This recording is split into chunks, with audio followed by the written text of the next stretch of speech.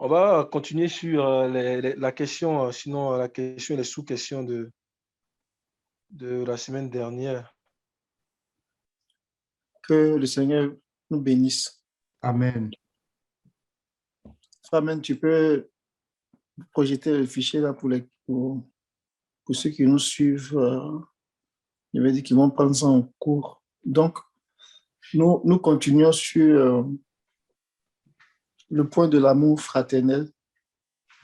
Et le mardi passé, quand on avait lu le chapitre de Pierre, de 2 Pierre chapitre 1, on a vu qu'il y avait plusieurs éléments qui ont été cités.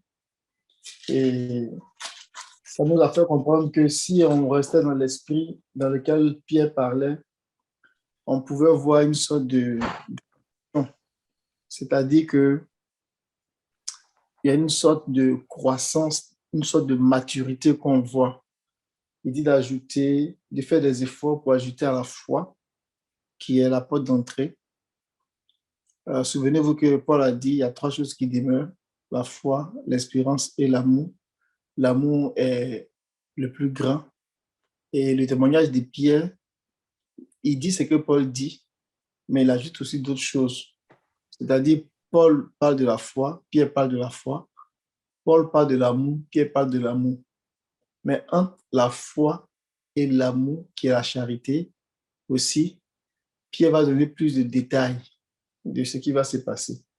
Il va dire, entre autres, d'ajouter à la foi, d'ajouter, dépendamment des versions, on va parler de la vertu, mais lui, il parle ici, dans d'autres versions, on parle de la force morale. Et à la force morale, ajouter la connaissance, à la connaissance, la maîtrise de soi, la persévérance, la piété, l'amour fraternel et l'amour. Et on voit dans d'autres versions que l'amour fraternel, c'est aussi l'affection fraternelle. Et le mardi passé, j'ai parlé un peu de l'amour sous plusieurs angles et j'ai dit que l'amour, sur tous les rapports, est la chose la plus grande. Et il y a 2 choses que je vais rajouter à ce que j'ai déjà dit en disant que l'amour, c'est la chose la plus grande. C'est que l'amour est l'instrument. On a dit que c'est pas le cœur. L'instrument, si on prend le cœur comme un instrument, c'est par le cœur que nous aimons. Et c'est dans le cœur aussi que Dieu va venir verser son amour par la foi dans nos cœurs. Amen. Sous tous les rapports, l'amour est la vertu la plus grande.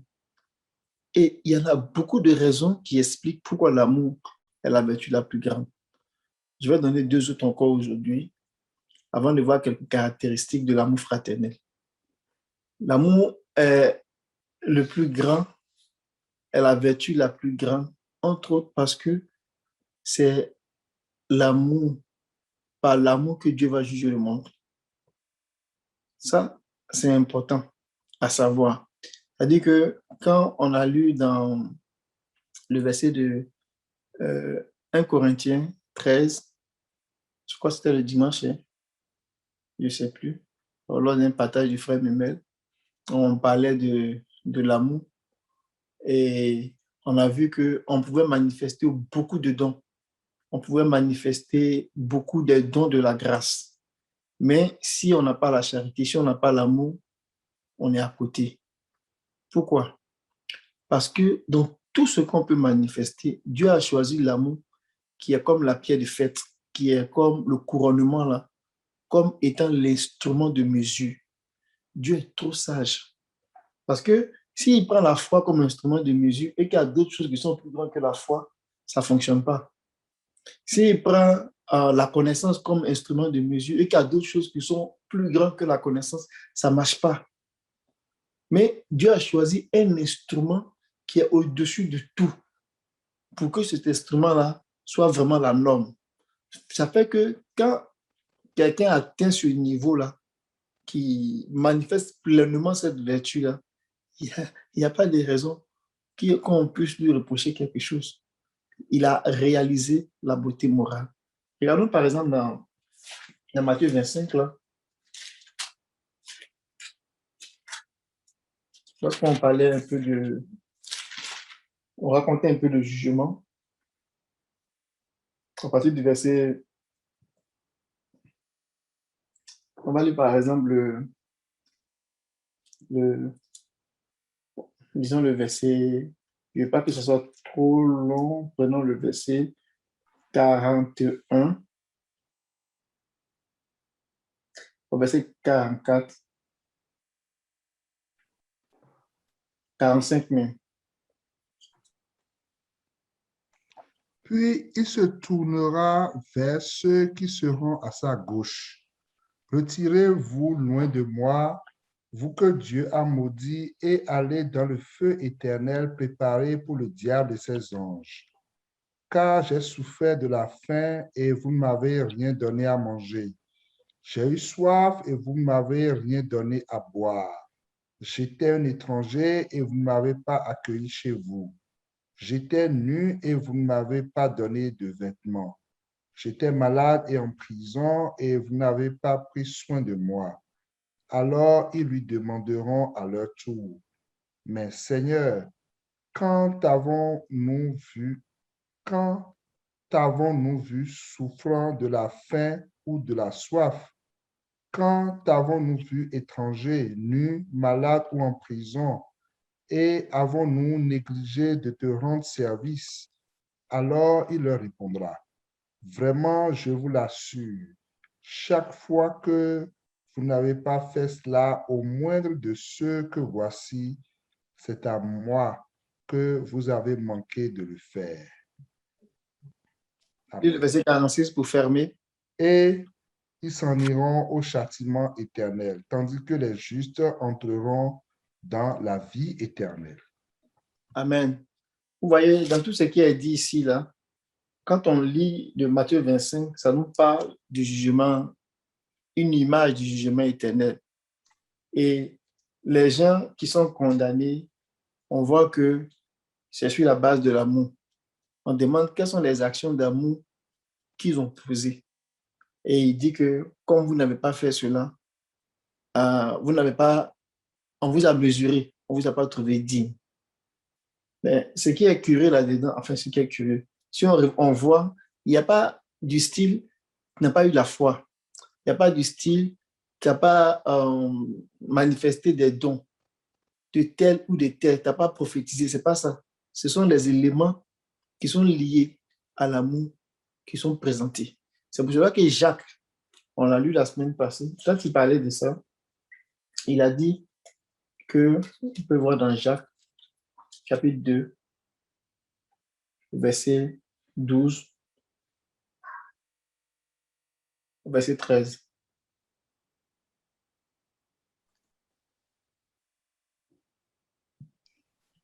Parlez et agissez donc comme des personnes appelées à être jugées par la loi qui donne la liberté.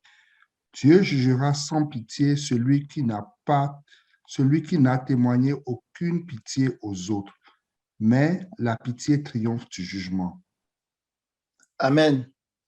La Bible dit que Dieu, sans tenir compte des temps d'ignorance, annonce maintenant à tous les hommes qui ont senti, parce qu'il a fixé un jour où il va juger les hommes par l'homme qu'il a désigné et il en a donné une preuve certaine en le ressuscitant d'entre les morts. Donc, Christ est la mesure par laquelle Dieu va juger. Amen. Christ est la mesure. Il a en même temps la personne désignée, mort et ressuscité, mais il a en même temps la mesure que Dieu va utiliser pour juger. Et ça veut dire quoi? En fait, il est l'image de Dieu. Or, l'image de Dieu, nous ne voyons pas un dessin.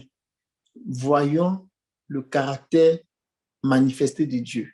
Voyons la beauté morale manifestée de Dieu. Voyons la vertu parfaite manifestée de Dieu. Donc, Christ étant l'image de Dieu, c'est cette image-là que nous reflétons. Donc, c'est par ce caractère-là que Dieu va juger. Et donc, ici, Jacques vient confirmer que quand nous parlons, quand nous agissons dans nos actes, donc tout ce qu'on fait, il faut qu'on pose les actes, ou bien qu'on réponde, qu'on agisse en ayant à l'esprit que nous serons jugés par la loi de la liberté. La loi de la liberté, là, c'est l'amour. Ça, dans le même chapitre 1 et chapitre 2, il revient là-dessus. C'est la loi royale, c'est la loi du royaume, c'est l'amour. Amen. Donc, l'amour est l'instrument, si je peux l'appeler ainsi, que Dieu va utiliser pour juger le monde. Donc, ce n'est même pas une option en fait. C'est pas si Dieu demande 100, s'il fait 80, bon, c'est pas grave à comprendre. C'est la mesure en fait que nous devons avoir. C'est la raison pour laquelle l'amour est présenté comme une finalité. La manifestation de l'amour, là, c'est présenté comme une finalité. Quand Pierre explique ça et puis il dit à l'amour fraternel, la charité, c'est comme le point d'honneur. Quand tu arrives là, c'est un peu comme si pour Dieu, tu as fait le chemin qu'il veut, tu as fait le parcours qu'il veut et tu manifestes cet amour-là. Amen. On va lire un autre verset, un autre point sur l'amour dans Philippiens 3 et Éphésiens 3. Lorsque nous parlons de parvenir à la ressemblance de Dieu, parvenir à la stature parfaite de Christ, l'amour est la vertu qui nous établit là-dedans. Éphésiens 3, si on lit à partir du verset 18 jusqu'au verset 19, peut-être verset 17, ça sera peut-être plus que le Christ habite dans nos cœurs. En sorte que Christ habite dans vos cœurs par la foi, afin qu'étant enracinés, fondés dans l'amour, vous puissiez comprendre avec tous les saints quelle est la largeur, la longueur, la profondeur et la hauteur, et connaître l'amour de Christ qui surpasse toute connaissance, en sorte que vous soyez remplis jusqu'à toute la plénitude de Dieu. Amen. Après, Paul dit ici, connaître l'amour de Dieu, être capable de comprendre. Lorsqu'on est enraciné, fondé dans l'amour, on est capable de comprendre avec tous les saints quelle est la largeur, quelle est la profondeur, la longueur, la hauteur, de connaître encore l'amour, il revient encore là-dessus, l'amour du Christ qui surpasse toute connaissance, ou même qui surpasse toutes les autres vertus, qui surpasse tous les autres dons de la grâce. Parce que Paul dit quelque part aussi que venez, je vais vous montrer la voie par excellence pour manifester tous les dons de la grâce, aspirer à l'amour. Donc, il dit qu'il surpasse toute chose qui va faire quoi? De sorte que vous soyez remplis jusqu'à toute la plénitude de Dieu. Donc, l'amour, là, c'est comme si c'est l'amour qui nous montre le chemin, en fait, de la divinité manifestée corporellement. Christ est la plénitude de Dieu manifestée dans un corps. Et Paul est en train de nous dire ici que connaître l'amour de Dieu, là, ça va nous amener à manifester la stature parfaite de Christ. Donc, quand Pierre énumère les éléments et il parle de l'amour fraternel puis la charité, on voit que ça fait partie de notre édification pour atteindre cette nature-là. Amen. Ça fait partie pour notre édification pour atteindre cette nature-là. Donc, l'amour fraternel, l'affection fraternelle, l'amour fraternel qui veut dire, parle aussi de l'amour filio, Philadelphia, comme l'église de Philadelphie.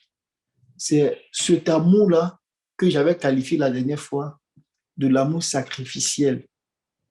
Ça veut dire que tu as un premier niveau où tu dois aimer comme ton prochain. Il y a un deuxième niveau où tu dois avoir l'amour sacrificiel. C'est-à-dire que tu aimes de l'amour du prochain, mais tu es capable d'aller un peu plus loin, jusqu'à même à donner ta vie. On va le voir dans Jean 15, 13, quand on parle de l'amour sacrificiel, là.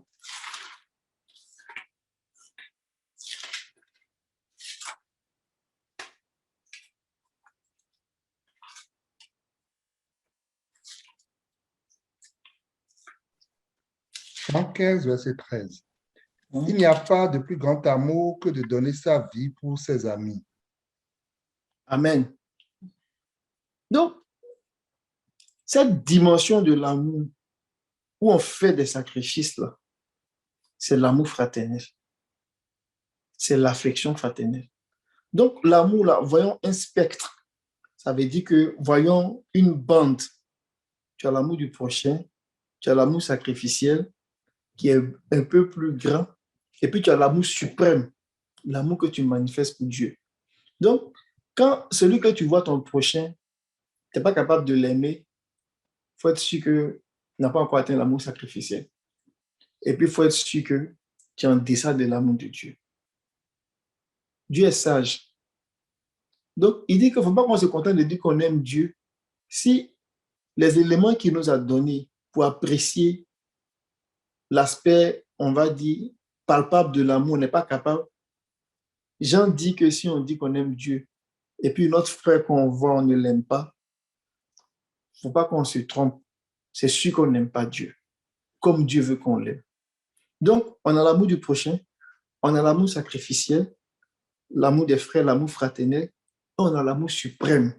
Aimer Dieu de tout son cœur, de toute son âme, de toute son intelligence, de toute sa force. Rendu là, si on est capable de le vivre comme ça, c'est sûr qu'on va vivre au-dessus de l'amour du prochain, on va vivre au-dessus de l'amour fraternel. Et en parlant de l'amour fraternel, de la sorte, par rapport à l'Église de Québec, je pense que le Seigneur veut qu'on resserre nos liens, qu'on comprenne que c'est un passage obligé en fait. C'est une façon pour nous de nous construire en fait. Le Seigneur veut qu'on crée cette atmosphère-là d'amour entre nous les frères. Que ne faudrait pas qu'on s'aime seulement dans la bouche. Genre, on a fini, on allume les caméras, on fait un petit sourire et puis on se sépare. Ça là, c'est bien, mais ce n'est pas suffisant. Parce qu'il faut qu'on rentre dans les profondeurs même de l'amour sacrificiel. Et l'amour sacrificiel, là, comme son nom l'indique, ça va demander, et ça demande des sacrifices. Ça demande qu'on prenne les nouvelles des uns des autres. Ça demande qu'on prie les uns pour les autres. Ça demande que dans nos agissements, dans nos façons de faire, là, on pense aux autres, on a soin des autres. Mais quelqu'un qui n'a aucun égard pour son frère, qui n'a aucun égard des autres, les autres même ne sont même pas dans son programme. Il ne peut pas développer l'amour fraternel. Il ne peut pas développer l'amour fraternel. Mais s'il ne développe pas l'amour fraternel, tu ne peux pas vivre une vie épanouie. Parce que l'amour fraternel, c'est le moyen que Dieu a donné pour rendre l'environnement propice à la manifestation de certains dons que Dieu donne dans le corps. Qu'est-ce que je veux dire? Quand on se réunit pour prier, quand on fait les réunions en groupe, là, il y a une bénédiction particulière qui vient. Quand on ne peut pas avoir si on est seul. Pourquoi? Parce que quand on se réunit, le Seigneur est comme, si je peux dire ça comme ça, les membres du Seigneur, là, c'est comme s'ils sont au complet. Donc, le corps est comme au complet. Or, le corps, c'est pour exprimer la vie. Donc, quand le corps, quand tous les membres, quand tous les organes sont ensemble, sont rassemblés, ça veut dire que le corps prend vie et puis le corps s'exprime. Mais quand c'est un seul pied qui est là, bon, à la limite, là, il peut faire peur. Mais c'est un œil qui est là, qui vit seul, il peut faire peur. Mais quand les yeux sont là, quand le bras est là, quand la main est là, quand les éléments du corps, quand le corps est réuni, il y a une expression du corps, il y a une manifestation du corps. Et il y a une bénédiction particulière qui vient pour que le corps puisse grandir, puisse s'élever. Donc l'amour fraternel va venir comme faire ce travail-là pour créer cet environnement-là d'expression de la vie du corps. C'est vraiment important. C'est vraiment important. Ce n'est pas une option. Donc, il faut qu'on s'aime d'un amour sincère. Amen. On va lire quelques éléments par rapport à ça. Prenons par exemple, avant de lire ça, le point que j'avais amené la fois passée, j'avais dit aussi que l'amour, là, c'est comme une dette. On se doit mutuellement. on se doit mutuellement. C'est Romains.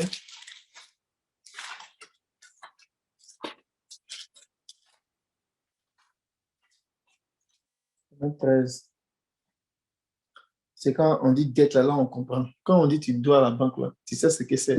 Si tu ne payes pas le paiement minimum, là, tu sais, tu vas sentir ça dans ton corps. Parce que une dette, c'est vraiment une dette. Une dette, là, ça amène une contrainte, ça amène des engagements, ça amène des obligations. C'est pareil. L'amour fraternel doit se vivre comme une dette. Dans Romains 13, verset 8.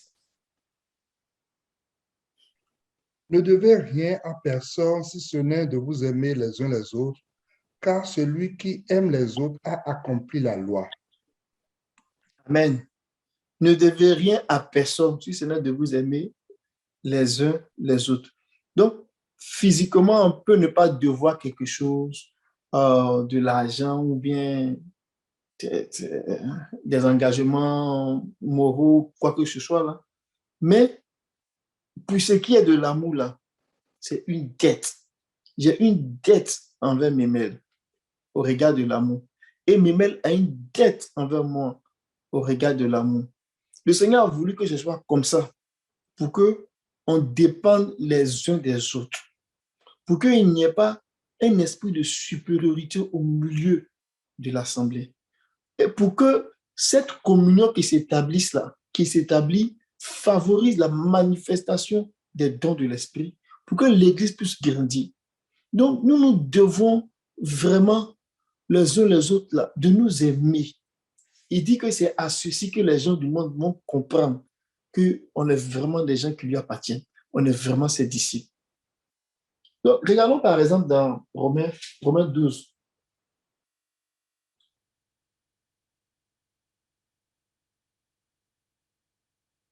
Romains 12, verset 10.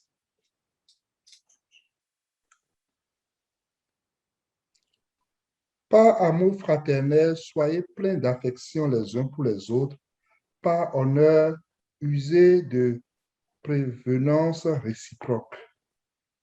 Amen. Je vais lire dans... Tu peux lire parole de vie, s'il te plaît. Ok. Romains 12, 10.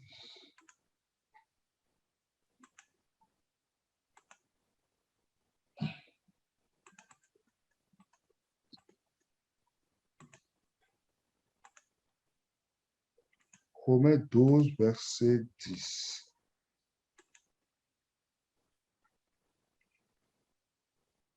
Aimez-vous de tout votre cœur comme des frères et sœurs chrétiens. Soyez toujours les premiers à vous respecter les uns les autres. Amen.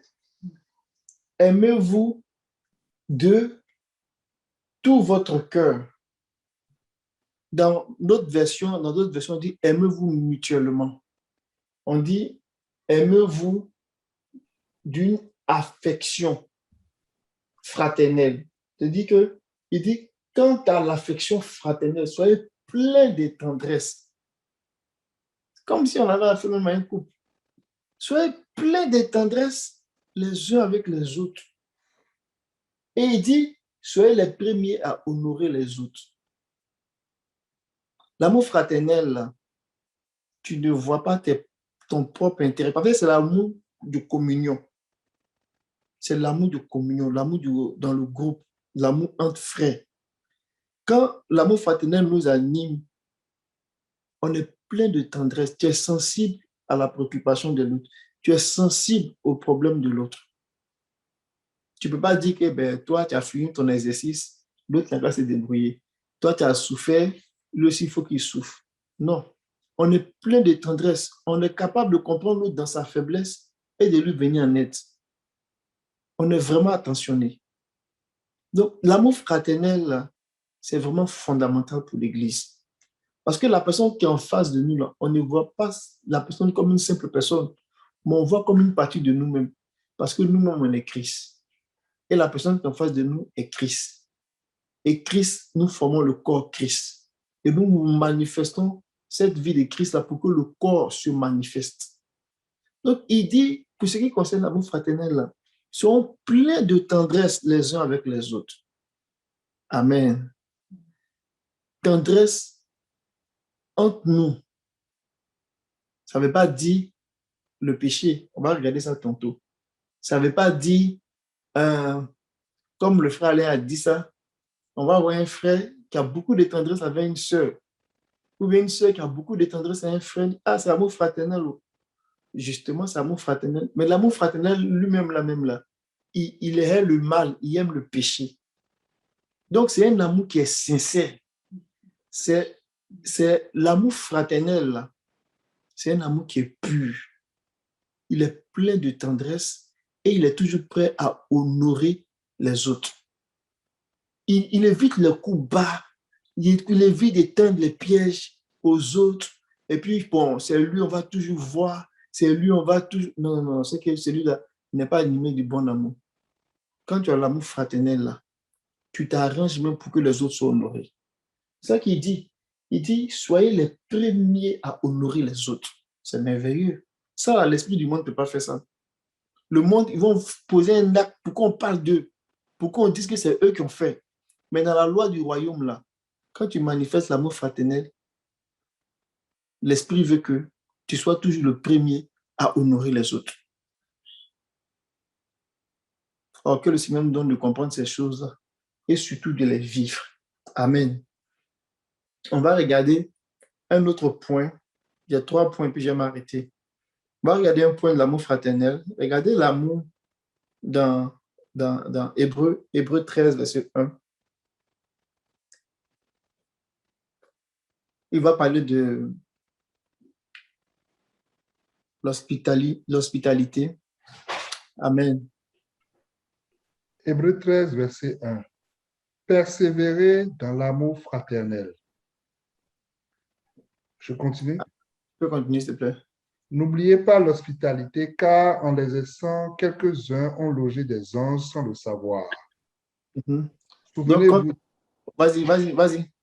Souvenez-vous des prisonniers, comme si vous étiez aussi prisonniers, de ceux qui sont maltraités comme étant aussi vous-même dans un corps. Que le mariage soit honoré de tous et le lit conjugal exempt de souillure, car Dieu jugera les impudiques et les adultères. Amen. Donc, ça touche un peu le bout que j'allais évoquer là, que j'ai commencé à évoquer. Donc, dans l'amour fraternel, là, c'est l'amour des frères. Amen. L'affection des frères. Mais ça implique que on puisse poser un certain nombre d'actes, qu'on soit hospitalier. Donc, un frère qui est plein d'hospitalité, il est comme Abraham. Il reçoit les gens. Il accepte de recevoir les gens. Il ouvre sa maison à tout le monde. Il fait du bien aux frères. Il fait vraiment du bien aux frères. Il a toujours de quoi pour les frères. Il a toujours de la disponibilité pour les frères. Il a toujours du temps pour les frères. Il considère vraiment la vie des frères. Oh, que Dieu nous aide. Si on n'a pas ça, on ne peut pas rentrer dans la manifestation même de l'amour de Dieu. Donc, le Seigneur, dans sa grande sagesse, là, il nous donne au moins de faire ces exercices, de nous exercer pour qu'on puisse manifester l'amour de Dieu. Mais si on n'arrive pas à dépasser ce cap-là, on ne peut pas atteindre l'amour de Dieu. Donc, l'amour de Dieu, là, son côté pratique, là, Dieu a fait transparaître ça dans l'amour fraternel. Donc, avec l'amour fraternel, on s'entraîne à pratiquer l'amour jusqu'à rentrer pleinement dans l'amour de Dieu. Je termine avec un dernier point dans 1 Pierre 1, 22.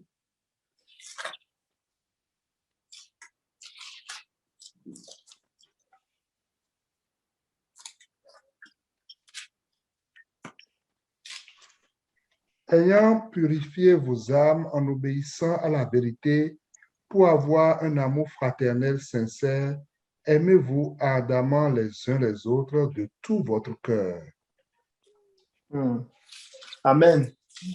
Aimez-vous ardemment les uns les autres de tout votre cœur.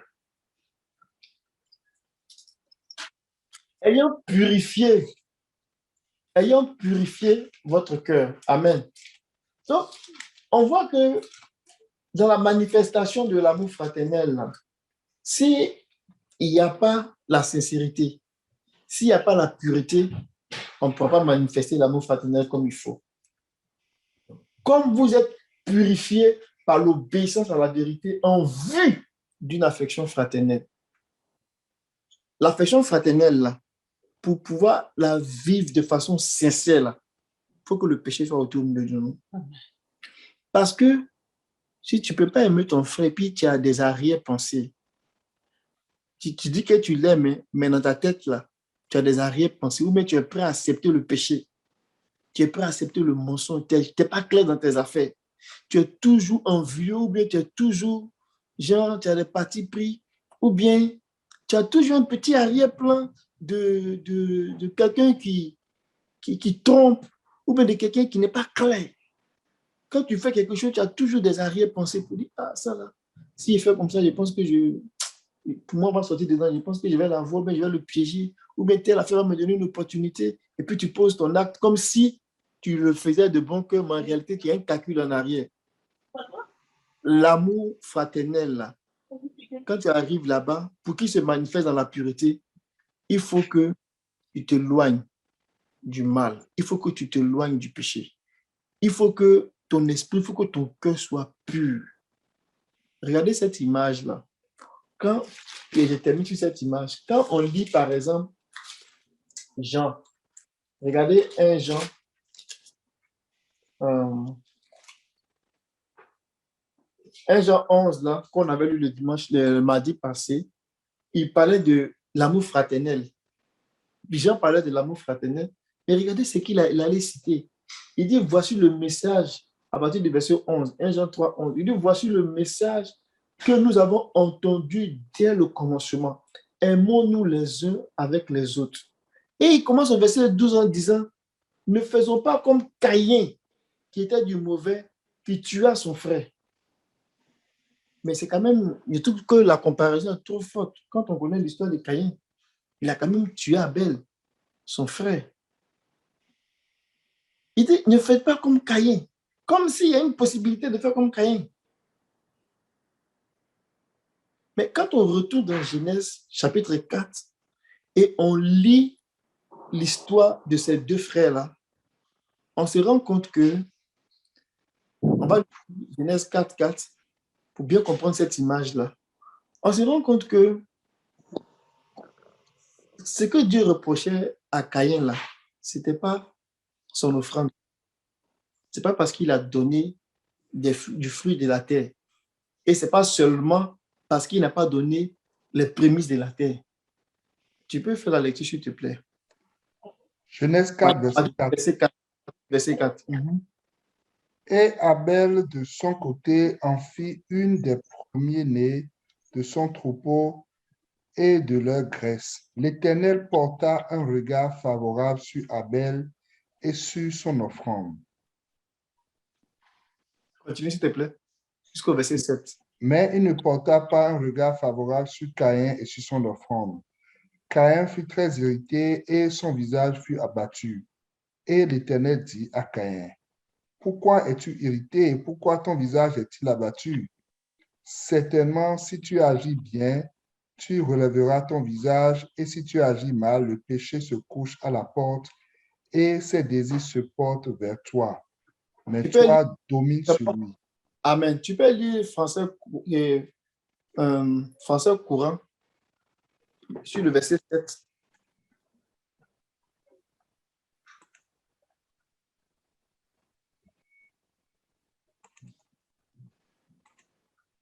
Genèse 4, verset 4.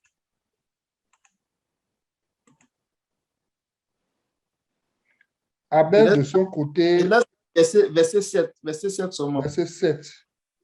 Si tu réagis comme il faut, tu reprendras le dessus. Sinon, le péché est comme un monstre tapis à ta porte. Il désire te dominer, mais c'est à toi d'en être le maître. Amen. Il lit la version parole de vie. Il dit, si tu agis bien, tu peux te remettre debout. La parole de vie est, Si tu n'agis pas bien, le péché est comme un animal couché à ta porte. Il t'attend en cachette, prêt à t'attraper. Mais toi, sois plus fort que lui. Amen. Amen. Dieu porte ses regards sur Abel et il porte ses regards sur son offrande. Dieu ne porte pas ses regards sur Caïn et il ne porte pas les regards sur son offrande. Vous voyez, c'est le même principe. Quand Dieu ne porte pas les regards sur la personne, il n'agrée pas son offrande. C'est pour ça que le Seigneur dit que si tu as quelque chose contre ton frère, que tu vas faire une offrande, dépose ça d'abord, va régler, puis tu vas venir prier. Parce que Dieu porte d'abord le regard sur le cœur qui vient donner avant de porter les regards sur le don. Donc, quand la première condition n'est pas validée, la seconde ne sera pas validée. Mais quand il porte les regards sur la personne, il peut maintenant, après, s'intéresser au bien de la personne. C'est pour cela qu'il ne s'agit pas de donner en matière de don pour donner, mais est-ce que le cœur est attaché? Est-ce que le cœur y est?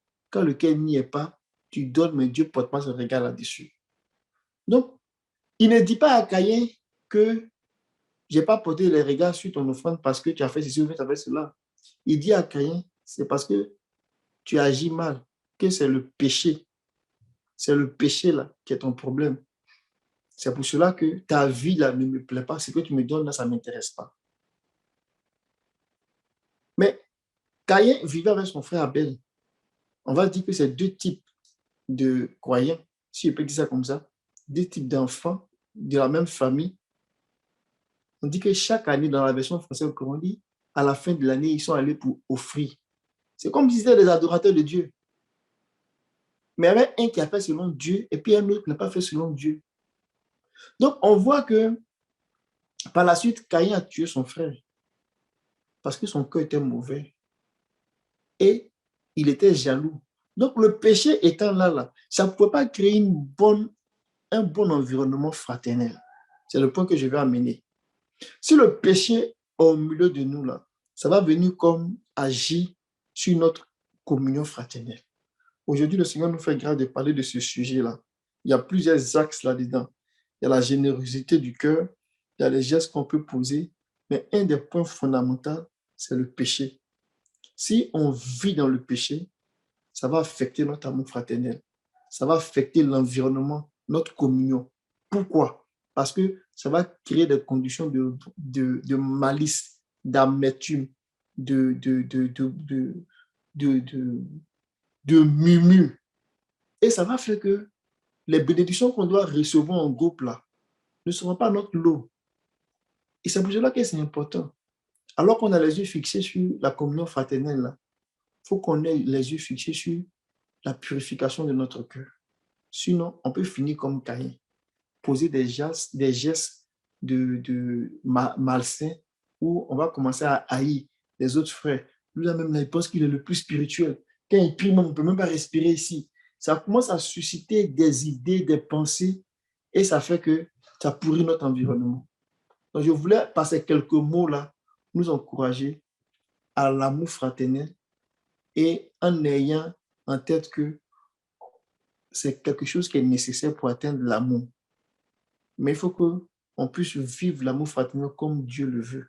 Notamment ce dernier point de péché-là. Il faut qu'on puisse vraiment avoir un cœur qui est purifié pour qu'on puisse, comme Pierre le dit, il dit, ayant purifié vos cœurs en vue de l'affection fraternelle. Si le cœur n'est pas pur, soyons sûrs qu'on ne peut pas manifester l'amour fraternel comme il faut. Vous voyez que tout est lié. On n'a pas le choix que de vaincre la loi du péché et de l'amour pour qu'on puisse vivre une vie chrétienne épanouie, une vie fraternelle, une affection fraternelle comme Dieu veut. Je vais m'arrêter là.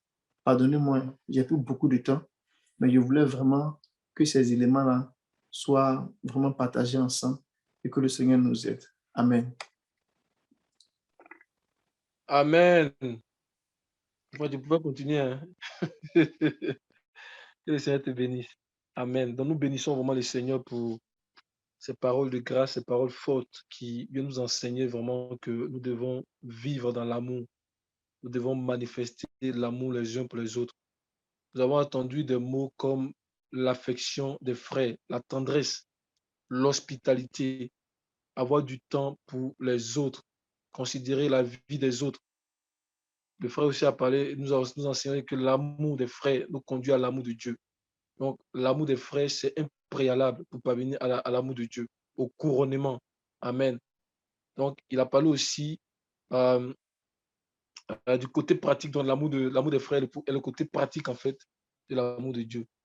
L'apôtre Jean dit que comment est-ce que tu dis aimer Dieu comme, et que tu n'aimes pas ton frère qui est près de toi. Amen. Donc, il nous a enseigné que nous devons nous aimer ardemment les uns les autres de tout notre cœur. Et il a parlé en fait d'un préalable pour vivre l'amour fraternel. Il faut ôter le péché du milieu de nous. Amen. Il faut faire les choses sans arrière-pensée, avoir le cœur purifié. Le psalmiste a dit, oh Dieu, crée à moi un cœur pur, renouvelle à moi un esprit bien disposé. Que le Seigneur purifie notre cœur vraiment, qu'il purifie notre cœur de tout malice, de tout levain, de toute méchanceté, et que l'amour de Dieu soit manifeste dans nos vies. Et nous avons compris que l'amour est très important et nous devons manifester l'amour en ce sens que Christ lui-même en fait, nous a aimés et il est mort pour nos péchés à la croix. Nous avons compris qu'il n'y a pas de plus grand amour que nous puissions offrir qui soit plus grand que ce que Christ a fait pour nous en donnant sa vie.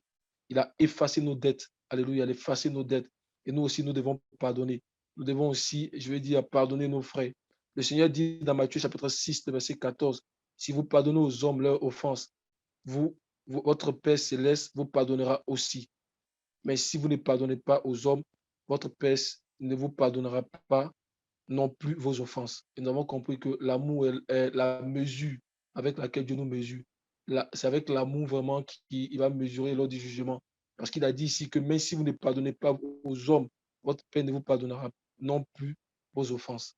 Amen. Donc nous voulons vivre selon ces choses-là. Nous prions que le Saint-Esprit nous donne vraiment d'entendre ces choses-là, que ces choses viennent percer nos cœurs, que ces choses vraiment viennent traverser vraiment que ça pénètre nos cœurs, que ça nous aide vraiment à nous humilier, que le Seigneur vraiment enlève tout orgueil, qu'il enlève vraiment toute barrière. Si quelqu'un était blessé, vraiment que le Seigneur vienne guérir ses blessures. Alléluia, que l'amour soit vraiment une vérité au milieu de nous, que l'amour soit vraiment une réalité au milieu de nous.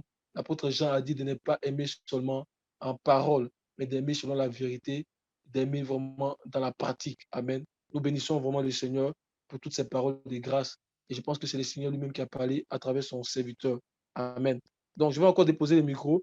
Et s'il y a d'autres frères qui veulent rajouter vraiment à tout ce qui a été dit là, pour notre édification, pour nous faire encore du bien, au nom de Jésus.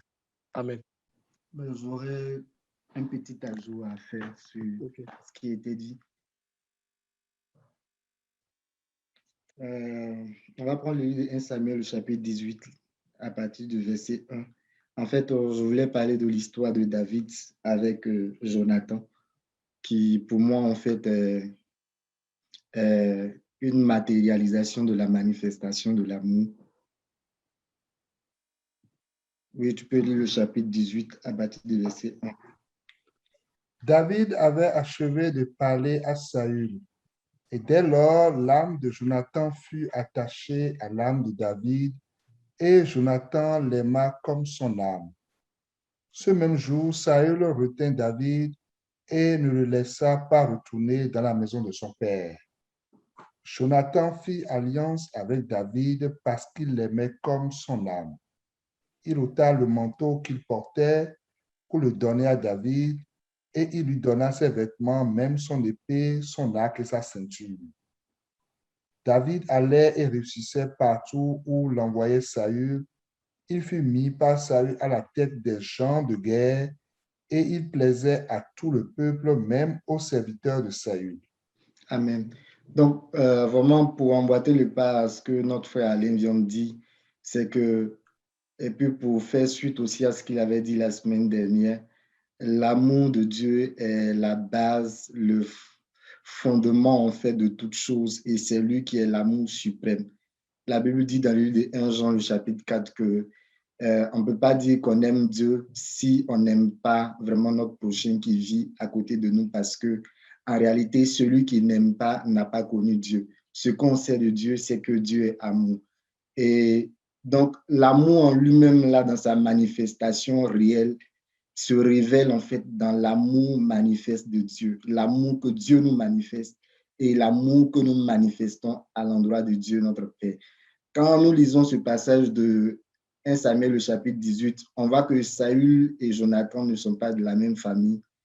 Ils ne sont pas vraiment, je vais dire, du même père ni de la même mère.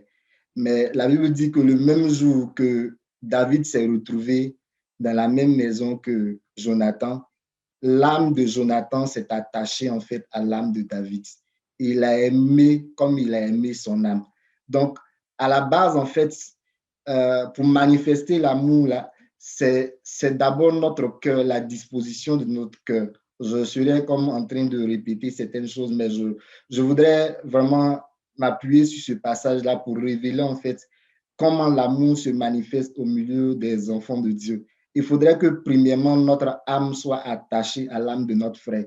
À la base, notre cœur doit être attaché au Seigneur parce que c'est notre attachement au Seigneur qui va nous permettre en fait de nous attacher à l'âme de notre frère, à l'âme de notre sœur, à l'âme de chacun des membres du corps de Christ. Et quand nous lisons ce passage, on se rend compte que parce que l'âme de Jonathan était attachée sinon à l'âme de David, il dit Jonathan a fait alliance avec David. On ne peut pas faire alliance avec quelqu'un si on n'aime pas la personne, si notre âme n'est pas attachée à l'âme de cette personne. Et il faut comprendre que la manifestation de l'amour, là, c'est quelque chose, je veux dire, qui est comme un réservoir qui se remplit, qui se bonifie au fur et à mesure qu'on le manifeste. Si on ne manifeste pas l'amour, il ne va jamais se remplir et se bonifier. Dieu ne va pas venir accorder, comme il le dit dans sa parole là, que tout arbre qui porte du fruit, le Seigneur l'émonde. Mais celui qui ne porte pas de fruit, là, il va le couper et le jeter. Donc, plus l'amour va se manifester en nous, plus Dieu va émonder cet amour-là, il va le faire grandir en nous pour atteindre la perfection de la manifestation de l'amour. Donc, Jonathan a pu faire alliance avec David parce qu'il a aimé David comme il s'aime lui-même. Et aimer David comme il s'aime lui-même, ça revient à dire que de la même manière qu'il aime le Seigneur, de la même manière que Dieu a mis en lui ce désir, en fait, cette aspiration de faire ce qui est juste, ce qui est droit là, il a pris cette même chose-là et il a attaché la même chose à David. C'est ce que cela signifie en fait. Faire alliance avec David, c'est comme s'il considérait David comme étant sa propre personne. Il ne voyait plus David comme quelqu'un qui est au service de son père. Il ne voyait plus David comme quelqu'un qui était dans sa maison juste comme un ouvrier, mais il le voyait comme étant lui-même.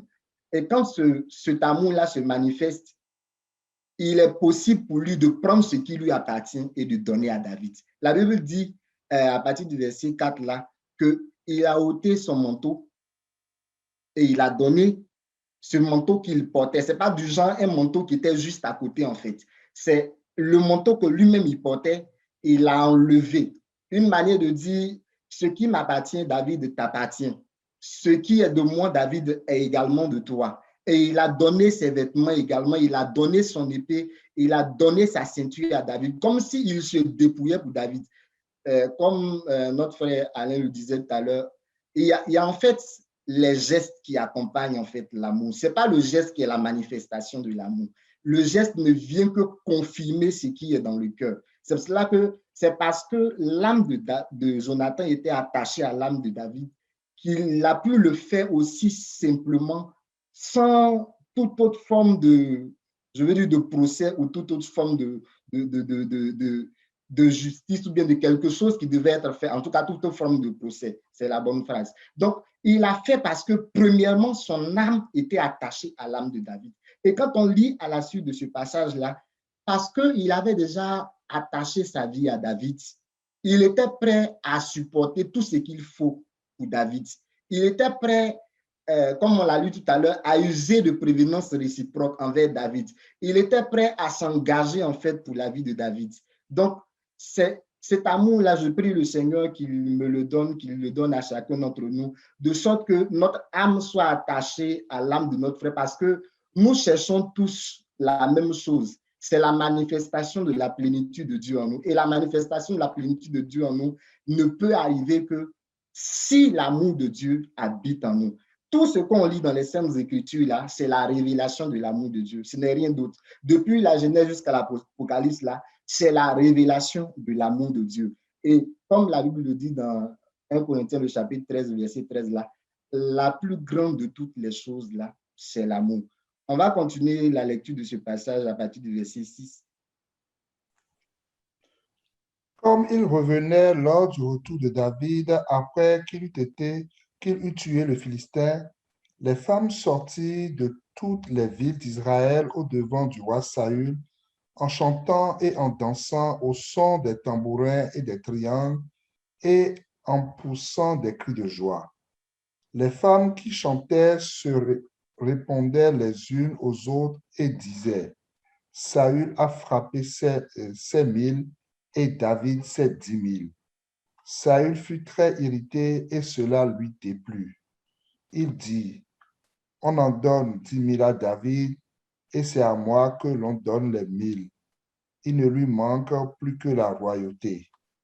Et Saül regarda David d'un mauvais œil à partir de ce jour et dans la suite. Le lendemain, le mauvais esprit de Dieu saisit Saül qui eut des transports au milieu de la maison. David jouait comme les autres jours et Saül avait sa lance à la main. Saül leva sa lance, disant en lui-même: Je frapperai David contre la paroi. Mais David se détourna de lui 2 fois. Saül craignait la présence de David parce que l'Éternel était avec David et s'était retiré de lui. Il l'éloigna de sa personne et il l'établit chef de 1000 hommes. David sortait et rentrait à la tête du peuple. Il réussissait dans toutes ses entreprises et l'Éternel était avec lui. Saül, voyant qu'il réussissait toujours, avait peur de lui, mais tout Israël et Juda aimaient David parce qu'il sortait et rentrait à leur tête. Saül dit à David: Voici, je te donnerai pour femme ma fille aînée, Mérab. Sers-moi seulement avec vaillance et soutiens les guerres de l'Éternel. Or, Saül se disait: Je ne veux pas mettre la main sur lui, mais que la main des Philistins soit sur lui. Amen. Il faut lire le chapitre 19 à partir du verset 1 également. Saül parla à Jonathan, son fils, et à tous ses serviteurs de faire mourir David. Mais Jonathan, fils de Saül, qui avait une grande affection pour David, l'en informa et lui dit: Saül, mon père, cherche à te faire mourir. Sois donc sur tes gardes demain matin, reste dans un lieu retiré et cache-toi. Je sortirai et je me tiendrai à côté de mon père dans le champ où tu seras. Je parlerai de toi à mon père, je verrai ce qu'il dira et je te le rapporterai. Jonathan parla favorablement de David à Saül, son père. Que le roi, dit-il, ne commette pas un péché à l'égard de son serviteur David, car il n'en a point commis envers toi. Au contraire, il a agi pour ton bien. Il a exposé sa vie, il a tué le Philistin, et l'Éternel a opéré une grande délivrance pour tout Israël. Tu l'as vu et tu t'en es réjoui. Pourquoi pécherais-tu contre le sang innocent et ferais-tu sans raison mourir David? Saül écouta la voix de Jonathan et il jura, disant: L'Éternel est vivant, David ne mourra pas. Jonathan appela David et lui rapporta toutes ces paroles, puis il l'amena auprès de Saül, en présence de qui David fut comme auparavant. La guerre continuait. David marcha contre les Philistins et se battit avec eux. Il leur fit éprouver une grande défaite et il s'enfuit devant lui. Tu vas lire Alors, le chapitre 20 également. Ça, c'est pratiquement une histoire similaire concernant la décision, la volonté de Saül vraiment de nuire à la vie de David et l'intervention également de Jonathan en faveur de Saül, de David Simon. À partir du verset 1. David s'enfuit de Najoth près de Rama. Il alla trouver Jonathan et dit: Qu'ai-je fait? Quel est mon crime? quel est mon péché aux yeux de ton père pour qu'il en veuille à ma vie? Jonathan lui répondit, loin de là, tu ne mourras point. Mon père ne fait aucune chose, grande ou petite, sans m'en informer. Pourquoi donc mon père me cacherait-il celle-là? Il n'en est rien. David dit encore en jurant, ton père sait bien que j'ai trouvé grâce à tes yeux et il aura dit, que Jonathan ne le sache pas, cela lui ferait de la peine. Mais l'Éternel est vivant et ton âme est vivante. Il n'y a qu'un pas entre moi et la mort. Jonathan dit à David, je ferai pour toi ce que tu voudras. Et David lui répondit, voici, c'est demain la nouvelle lune et je devrais m'asseoir avec le roi pour manger. Laisse-moi aller et je me cacherai dans les champs jusqu'au soir du 3e jour. Si ton père remarque mon absence, tu diras, David m'a prié de lui laisser faire une course à Bethléem, sa ville, parce qu'il y a pour toute la famille un sacrifice annuel. Et s'il dit, c'est bien, ton serviteur alors n'a rien à craindre, mais si la colère s'empare de lui, sache que le mal est résolu de sa part. Verset 8. Montre donc ton affection pour ton serviteur, puisque tu as fait avec ton serviteur une alliance devant l'Éternel. Et s'il y a quel crime en moi, ôte-moi la vie toi-même, car pourquoi me mènerais-tu jusqu'à ton père? Jonathan lui dit, loin de toi la pensée que je ne t'informerai pas, si j'apprends que le mal est résolu de la part de mon père et menace de t'atteindre. David dit à Jonathan, qui m'informera dans le cas où ton père te répondrait durement? Et Jonathan dit à David, viens, sortons dans les champs. Et ils sortirent tous deux dans les champs. Jonathan dit à David, je prends à témoin l'Éternel, le Dieu d'Israël. Je sonderai mon père demain ou après-demain. Et dans le cas où il serait bien disposé pour David, si je n'envoie vers toi personne pour t'en informer, que l'Éternel traite Jonathan dans toute sa rigueur. Dans le cas où mon père trouverait bon de te faire du mal, je t'informerai aussi et je te laisserai partir afin que tu t'en ailles en paix et que l'Éternel soit avec toi, comme il a été avec mon père. Si je dois vivre encore, veuille user envers moi de la bonté de l'Éternel, et si je meurs, ne retire jamais ta bonté envers ma maison, pas même lorsque l'Éternel retranchera chacun des ennemis de David de dessus la face de la terre. Amen. Quand on lit à la suite, on verra que également Saül avait la résolution ferme de détruire en fait la vie de David. Et Jonathan, une seconde fois, va venir secourir David. Et il a plaidé auprès de son père, comme Christ a plaidé également auprès du Père pour nous, pour ne pas que nous soyons conduits à la mort, parce que la Bible dit que nous étions tous chacun marchant selon la vanité de ses pensées, selon les regards de ses yeux, quand il lui a plu à Christ de donner sa vie pour nous. Jonathan a pu le faire parce que quand on lit 1 Corinthiens, le chapitre 13, là, qui nous parle beaucoup en fait de l'amour, il ne tenait pas compte de sa parenté en fait avec Saül, son père, pour dire, ben, c'est l'ennemi de mon père, il faut que ce soit également mon ennemi. Peu importe les raisons pour lesquelles David est considéré comme ennemi de mon père, il faut que ce soit également mon ennemi et que je puisse le ruiner. C'est cela qu'en lisant le chapitre 18, je disais tantôt qu'on ne peut pas faire alliance avec quelqu'un, on ne peut pas se lier à quelqu'un, se dépouiller en fait pour cette personne-là, si notre cœur vraiment n'est pas vraiment disposé à tout donner pour cette personne. Ce que Jonathan a fait dans le chapitre 18, c'est ce qui l'amène à pouvoir aller vers son père pour dire, mais cet homme, il n'a rien fait de mal, il n'est pas quelqu'un qui a décidé de te faire du mal, je plaide pour lui. Et s'il faut que quelque chose lui arrive, je vais faire le nécessaire pour ne pas que cette chose-là lui arrive. Dans 1 Corinthiens, le chapitre 13, comme je le disais, la Bible dit, l'amour ne cherche pas son propre intérêt. Quand nous vivons dans la communion fraternelle et que nous manifestons l'amour, et il y a plein de choses en fait à dire sur l'amour. On ne cherche pas vraiment son propre intérêt. On ne cherche pas à paraître. On ne cherche pas à être envieux. Le passage est vraiment pas longuement de ces choses-là. Et il dit que on cherche ce qui est juste, on cherche ce qui est pur, on cherche ce qui est vrai. Tu peux nous lire ce passage, bien que peut-être il ait été déjà lu à plusieurs reprises. À partir de quel verset? Commence à partir du verset 4 là. La charité est patiente, elle est pleine de bonté. La charité n'est point envieuse. La charité ne se vante point. Elle ne s'enfle point d'orgueil.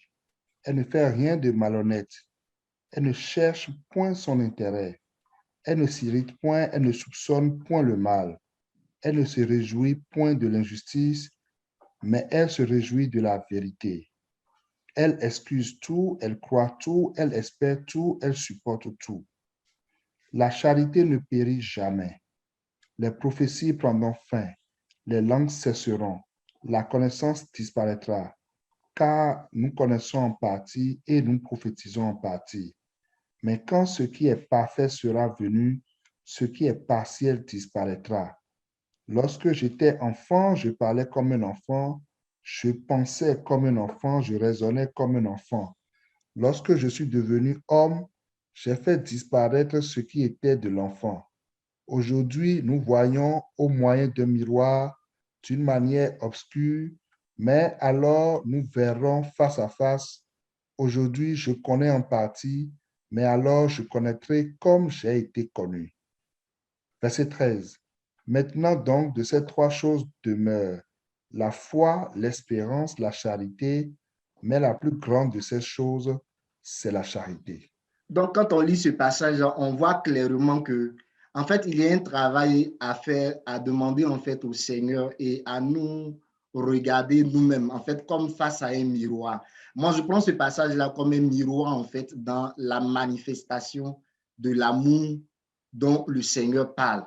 Quand je regarde et puis je me dis, est-ce que la manière dont je manifeste l'amour, est-ce que cet amour-là, il est impartial? Est-ce que cet amour-là, il est prêt vraiment à excuser tout? Est-ce que cet amour-là, il ne fait pas de discrimination entre les personnes? Est-ce que cet amour-là, il croit tout, il espère tout? Quand la Bible dit que ce qui est parfait paraîtra là, ce qui est parfait, c'est la réalisation, en fait, la manifestation de l'amour. Parce que l'amour, c'est la perfection en réalité. La Bible dit que l'amour est le lien de la perfection. Lorsque l'amour véritable est là, c'est la perfection qui est là. Donc, lorsque ce qui est parfait va paraître en nous, ce qui est partiel là va disparaître. Et c'est ce qui est parfait là va vraiment manifester la plénitude en fait de la vie de Dieu. Donc, chaque fois que nous lisons ces passages-là, voyons ça comme un miroir pour nous analyser nous-mêmes et prier le Seigneur pour qu'il puisse nous donner cette nature, cette manifestation de cet amour-là. La dernière fois, j'ai intervenu sur les différentes dimensions en fait de l'amour. Il faut savoir également que l'amour a plusieurs dimensions. Et nous devons prier le Seigneur pour qu'il nous fasse comprendre cette dimension-là. Elle est vraiment la profondeur qui se trouve dans l'amour. Parce que lorsque nous comprenons ces choses-là, nous devenons vraiment semblables à Christ. Et quand on est semblable à Christ, on est capable de donner sa vie pour ses amis. C'est vraiment ce que je voulais ajouter par rapport au partage de nos frères et de nos sœurs. Que Dieu nous bénisse. Amen. Merci, mon frère. Sois béni. Amen. On va vraiment prier. Le temps est déjà terminé. On va prier par rapport à ce qui est dit en Romains 5.5. Chacun va prier pour sa vie. Tu vas lire, s'il te plaît, Romains 5.5. On va vraiment prier pour ça. Alléluia. Or, l'espérance ne trompe point, parce que l'amour de Dieu est répandu dans nos cœurs par le Saint-Esprit qui nous a été donné. Amen. Et si vous regardez un peu dans les Grecs, vous allez voir que le verbe répandu là est employé à l'indicatif. Donc, il vient nous révéler que l'action que fait le Saint-Esprit dans nos cœurs en déversant l'amour de Dieu, ça vient nous révéler que c'est une expérience en fait qui est continue. Pour dire que le Saint-Esprit, en fait, il continue d'inonder nos cœurs d'amour, de l'amour de Dieu. Et c'est parce qu'il continue d'inonder nos cœurs de l'amour de Dieu qu'on peut vivre en fait ce qui est dit au verset 3, verset 4. En fait, tu peux le dire aussi. Ce qui nous donne de supporter ça, de pouvoir vivre ces choses-là. Verset 3 et 4. Bien plus, nous nous glorifions même des afflictions, sachant que l'affliction produit la persévérance la victoire dans l'épreuve, et cette victoire l'espérance. Amen. Donc, c'est parce que l'amour de Dieu elle continue, l'espérance, elle continue. Il continue à déverser ça dans nos cœurs et qui nous permet de vivre en fait les afflictions, qui nous permet de vivre les tribulations. Amen. Et qui nous permet de comprendre que l'espérance à laquelle nous attendons, en fait, qui est la manifestation de notre Seigneur Jésus-Christ dans toute sa gloire, dans les temps à venir, qui nous permet de comprendre que cette espérance n'est pas une illusion. Et c'est pour cela que nous pouvons vivre les afflictions. C'est pourquoi nous pouvons vivre, en fait, pardon, les tribulations. Donc, l'amour est vraiment très important parce que l'amour va rendre notre espérance vivante. Amen. Et on dit que c'est le Saint-Esprit qui déverse le véritable amour dans nos cœurs. C'est pour cela que chacun va prier pour sa part. L'apôtre Paul dit dans 1 Corinthiens 5, 7 que nous sommes une nouvelle pâte. Et à cause de cela, nous devons faire disparaître le vieux levain, le levain de malice, le levain de méchanceté, d'hypocrisie du milieu de nous. On va demander au Saint-Esprit de déverser le véritable amour de Dieu en nous. Que cet amour vienne consumer tout ce qui n'est pas la volonté de Dieu. Que cet amour vienne consumer la haine. Le Seigneur nous annonce dans Matthieu chapitre 24 que parce que l'iniquité sera accrue, la charité du plus grand nombre va se refroidir. Alors que le nuage d'iniquité est en train de se propager dans le monde, la charité du plus grand nombre est en train de se refroidir. Aujourd'hui, plusieurs n'ont même pas même, je vais dire, n'ont pas même égard pour les souffrances de leur frère qui est à côté. Et ce sont des choses que le Seigneur a annoncées. Mais nous voulons prier que dans l'Église de Québec, dans nos vies, que l'iniquité ne vienne pas pour refroidir l'amour. Parce que nous savons que ce n'est pas l'amour que nous allons vraiment rentrer dans la véritable espérance. La Bible dit que ce sont ces trois choses qui demeurent, la foi, l'espérance et l'amour. Ça veut dire que notre héritage se trouve dans ces trois choses. Et nous ne voulons pas perdre l'amour, mais nous voulons que l'amour aille grandissant. Nous voulons que l'amour soit croissant en nous, vraiment pour nous introduire vraiment dans la divinité. Chacun va prier et appeler le Saint-Esprit, soupirer après le Saint-Esprit, que le Saint-Esprit vienne déposer l'amour véritable de Dieu dans nos cœurs, et que cet amour-là se manifeste par des actions, par la pratique, par vraiment le souci des uns et des autres, à nous supporter les uns et les autres. On va prier, nous croyons que l'Esprit va le faire, et devant l'avoir, mes frères, prions en ce sens au nom de Jésus.